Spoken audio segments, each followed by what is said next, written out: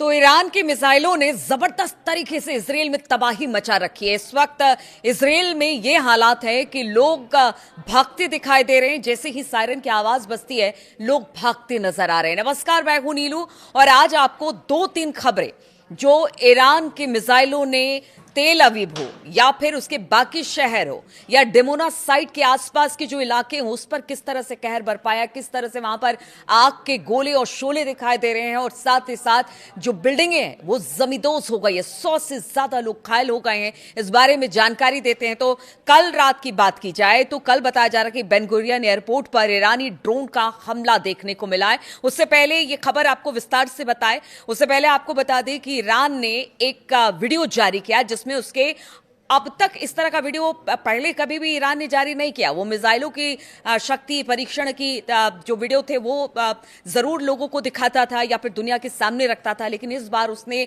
Drone किस तरह से एक के बाद एक उड़ आए हैं और इसराइल के आकाश की तरफ आगे बढ़ रहे हैं उसका एक वीडियो जारी किया है और ये बताने की कोशिश की है कि इस ड्रोन ने अमेरिका और इसराइल में कितनी तबाही मचाई है कि आज उनके बड़े बड़े जो जितने भी सिस्टम है सब धराशायी होते चले जा रहे हैं। कोई भी इन ड्रोन्स या मिसाइलों को नहीं रोक पा रहा है और रोक रहा है तो भी उसके मलबे गिरते हैं तो बहुत ज्यादा नुकसान होता है। देखिए, बेन गुरियन एयरपोर्ट की बात हम कर रहे थे जहां पर ईरानी ड्रोन गिरा है और जबरदस्त तरीके से वहां पर धमाका देखने को मिला है। अगर बेन गुरियन एयरपोर्ट की बात की जाए तो ये सिर्फ ये नहीं है कि एक एयरपोर्ट है, बल्कि यहां पर सेना का एक बेस भी है और यहां पर रीफ्यूलिंग की जाती है इन जो लड़ाकू विमान है उसके अंदर और बाकी जितने भी जो हवाई जहाज यहां से उड़ते हैं या फिर लैंड करते हैं उनके लिए भी। तो ये एयरबेस जो है वो काफी ज्यादा स्ट्रेटेजिकली बहुत ज्यादा इंपॉर्टेंट हो जाता है। ये ठिकाना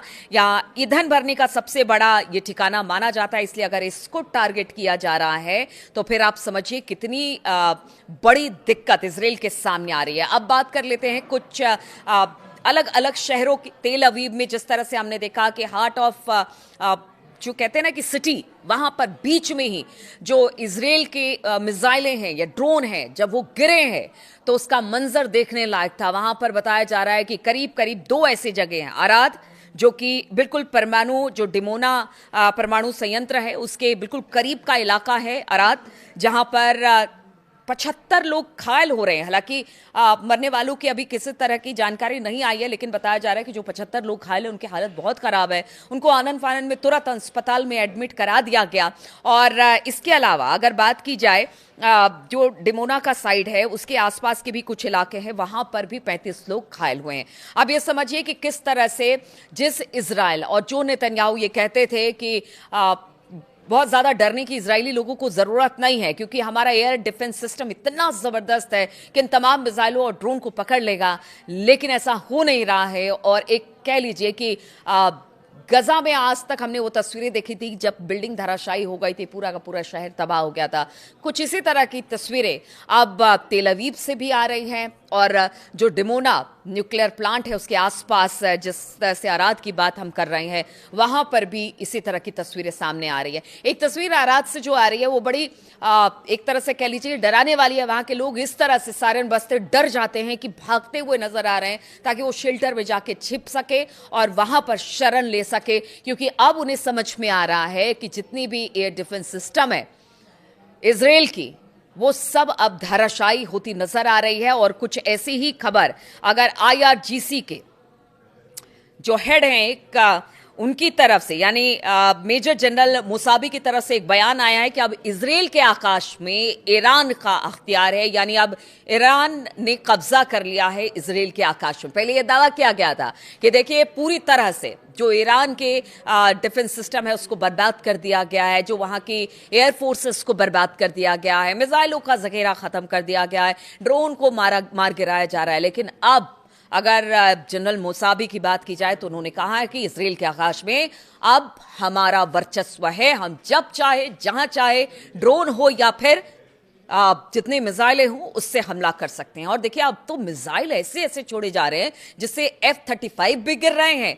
और आप समझिए कि कल अगर बात की जाए जिस तरह से एक मिसाइल छोड़ी गई और एयर डिफेंस सिस्टम इसराइल का और ईरान की जब मिसाइलें टकराई हैं तो वो नीला धुआं और वो जो कहते हैं ना कि ये स्पेस में वो सारी चीज़ें जो देखने को मिली है उससे ज़रूर अब इस बात की चिंता सताने लग गई है कि ये युद्ध कहाँ जाएगा। क्या ईरान के पास कुछ ऐसी मिसाइलें अभी बाकी है जिसको छोड़ने के बाद या जिसको अगर लॉन्च किया जाता है तो फिर उससे कितना नुकसान होगा, अब इस बात की भी चिंता सताने लगी है। अब एक ड्रोन की बात आपसे करते हैं। अराश 2 बताया जा रहा है, जो अराश 2 ड्रोन है वो इस वक्त इसराइल के लिए संकट का सबब बना हुआ है। देखिए, अराश 2 की बात की जाए बहुत कम कीमत में इसे तैयार किया गया है, लेकिन जो मतलब एयर डिफेंस सिस्टम है उसको भी चकमा देकर गिरने में ये कामयाब रहता है और ये अब एक तरह से कह लीजिए जलजला लेकर आ रहा है इसराइल के लिए और उसके बाकी ठिकानों के लिए। तो अराश 2 की चर्चा बहुत ज्यादा हो रही है कि वो पूरी तरह से जो इनके एक तरह से कह लीजिए कि ये जो है कामिकाज़े ड्रोन है और ये अपने साथ बताया जाता है कि 150 किलोग्राम का विनाशकारी वॉरहेड लेकर चलता है, जहां गिरता है वहां तबाही मचा देता है। तो अराश 2, अब आप समझिए कि अराश 2 का नाम भी बहुत ज्यादा सामने आ रहा है। अब इस ड्रोन से हमला किया जा रहा है और इनके महंगे महंगे जो एयर डिफेंस सिस्टम है उनको भी चकमा देने में कामयाब रहा है। इसीलिए पीछे कुछ दिनों में हमने देखा कि इतने सटीक तरीके से ईरान हमला कर रहा है और ईरान का तो कहना है कि हमारे पास तो ऐसी ऐसी मिसाइलें और ड्रोन अभी बाकी है जिसका कि हमने दिखाया भी नहीं है कि वो क्या कुछ कर सकती है। अब कुछ लोग हैं, कुछ एक्सपर्ट मान रहे हैं कि देखिए फेज 1, फेज 2, फेज 3 यानी 3 चरणों में तीसरा चरण आने वाला है। फेज 1, फेज 2 की अब हम बात कर लेते हैं कि किस तरह से ये युद्ध आगे बढ़ रहा है। तो अमेरिका और इजराइल ने जिस तरह से ईरान पर हमला किया और जंग की शुरुआत की, उस जंग में बढ़त तो अमेरिका इजराइल को मिली और इस हमले ने ईरान के supreme leader ayatollah Ali Khamenei मारे गए। ईरान के कई सैन्य नेताओं को मारने के अमेरिका इजराइल की कामयाबी मिली। यानी ये फेज 1 की हम बात कर रहे हैं, जिसको लेकर अब जो वॉर एक्सपर्ट है, डिफेंस एक्सपर्ट है, वो भी इस बात को कह रहे हैं कि अब ये जो लड़ाई है वो तीसरे दौर में या फेज 3 में पहुंच गई है। इस दौरान पहले फेज की बात की जाए तो ईरान में बड़े पैमाने पर सैन्य बुनियादी ढांचे को तबाह किया गया अमेरिका और इजराइल की तरफ से, लेकिन फेज 2 आते आते लड़ाई में ईरान ने इन दोनों को हरा दिया। ईरानी मिसाइलों से मिडिल ईस्ट में अमेरिका के सैन्य ठिकानों को बुरी तरह से निशाना बनाया गया। हमने देखा किस तरह से चुन चुनकर अमेरिकी सैन्य ठिकाने या फिर उनके एम्बेसीज को निशाना बनाया गया। इधर इसराइल में भी तमाम ठिकानों को ध्वस्त किया गया। अमेरिका के एयर डिफेंस सिस्टम, रडार को तबाह किया गया और इसराइल को भारी नुकसान इस फेज 2 में पहुंचा। ईरान ने हॉर्मुज स्ट्रेट को बंद करके डोनाल्ड ट्रंप को युद्ध से बाहर भागने पर मजबूर कर दिया। लेकिन अब कहा जा रहा है अब आ रहा है फेज 3 और इस फेज 3 में ये लड़ाई, ये वॉर और ज्यादा भीषण होगी। इजराइल के पूर्व ब्रिगेडियर जनरल एरान ओटल ने एक रिपोर्ट में कहा है कि ऑपरेशन एपिक फ्यूरी फेज 3 में पहुंच गया है और इसके लिए अब ईरान भी तैयार है, जो अमेरिका के नेतृत्व वाले गठबंधन के पक्ष में फैसला आने का रास्ता खोलेगा। ऐसा उनका कहना है कि अब जो फेज 3 आ रहा है उसमें बढ़त अमेरिका और इजराइल को मिलेगी। उन्होंने दावा किया कि ईरान का मिसाइल स्टॉक खत्म हो गया है, लेकिन हालात तो ऐसा नहीं कह रहे हैं, ये उनकी बात है। और उन्होंने कहा कि इस्लामिक शासन अब अस्तित्व के संकट का इस वक्त सामना कर रहा है। उन्होंने दावा किया कि फेज 3 में अमेरिका पूरी ताकत के साथ युद्ध लड़ने वाला है और यह निर्णायक लड़ाई होगी। उन्होंने यह भी दावा किया कि इस्लामिक शासन के नेतृत्व का शुरुआती तौर पर सफाया किए जाने और रक्षा बुनियादी ढांचे को सुनियोजित ढंग से नष्ट किए जाने के बाद ईरान की सैन्य प्रभावशीलता तेजी से गिर गई है। लेकिन जिस तरह के हमले पीछे कुछ दिनों में हमने देखा कि ईरान ने किए हैं, उससे तो यही लगता है कि अभी ये लंबी लड़ाई के प्लान में है और एक एक कर अपने पत्ते ईरान खोल रहा है। ऐसे में तीसरे फेज में किसको बढ़त मिलेगी, दावा तो दोनों तरीके से हो रहा है, लेकिन किसे बढ़त मिलेगी वो देखने वाली बात होगी। इधर ईरान मिसाइल की बात की जाए तो जो एक्सपर्ट हैं उनका कहना है कि भंडार खत्म हो रहा है और उन्होंने दावा किया है कि युद्ध के शुरुआती हफ्तों में अंधाधुन हमले करने के कारण ईरान के घातक बैलिस्टिक मिसाइल और ड्रोन का स्टॉक लगभग खत्म हो गया है। अब ईरान के हमलों की तीव्रता पहले के मुकाबले 90% तक कम हो गई है, ऐसा उनका मानना है। लेकिन पीछे 2 दिन में शनिवार और रविवार को हमने देखा कि किस तरह का हमला तेल अवीव से से लेकर चाहे वो बेन गुरियन एयरपोर्ट हो या फिर जो डेमोना का साइट हो, उस पूरे इलाके में जिस तरह के हमले हुए हैं, उससे तो ऐसा नहीं लगता कि ईरान की मिसाइल क्षमता कम हुई है। और ईरान ये दावा कर रहा है कि वो लगातार इसे लेकर मिसाइल अब भी बना रहा है, ड्रोन अब भी बना रहा है, और उसकी पूरी कोशिश है कि वो इसी तरह से काम करेगा और अमेरिका और इजराइल को धूल चटाएगा। तो अमेरिका फेज 3 शुरू करने जा रहा है। अब ये युद्ध काफी ज्यादा विनाशक हो गया है। इजराइल भी ईरानी मिसाइलों को रोकने में नाकाम रहा है और शनिवार रविवार को तो इसी तरह से देखने को मिला। हमने देखा कि किस तरह की ईरान की मिसाइलें अब अंधाधुंध तरीके से गिर रही हैं, यानी कि जितने भी एयर डिफेंस सिस्टम थे वो सब इस वक्त धराशायी होते दिखाई दे रहे हैं।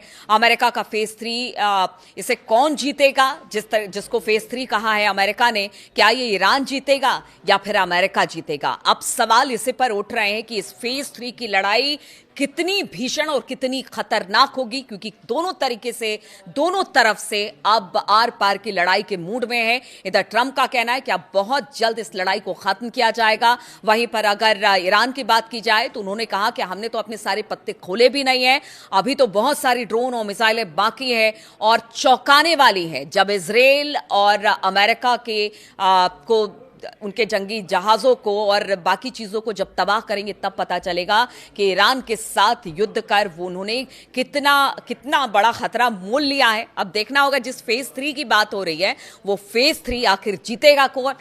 आप भी बताइए कि इस फेज 3 की लड़ाई कहां जाएगी, कौन जीतेगा, कौन शह और मात के पोजीशन में रहेगा? इंतजार रहेगा आपके कमेंट्स का। बहुत बहुत शुक्रिया मेरे साथ इस वीडियो में शामिल होने के लिए।